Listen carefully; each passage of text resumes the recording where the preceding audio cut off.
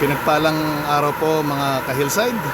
Ito po ang inyong magsasakang pastor at sa araw na to may ipapakita na naman po ako sa inyo na isa sa paraan natin para bilis po natin ang mga trabaho sa loob po ng farm, sa pamamagitan po dito po sa atin pong mini rice mill na nandito lamang po sa facility ng aking pong panganay na anak na si David.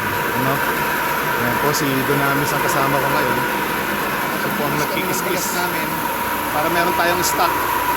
Nilalagay po natin sa mga container na ganyan para po mas safe po siya. Dito naman yung darak natin.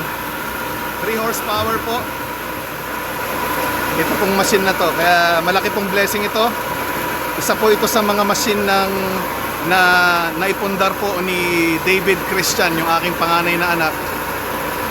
Bunga po ito ng kanyang mga award doon po sa Young Farmers Challenge 2023. Nilalagay po namin sa packaging na ganyan. Yan po yung mga ilang lamang sa mga produkto ni David, yung aking pong panganay na anak.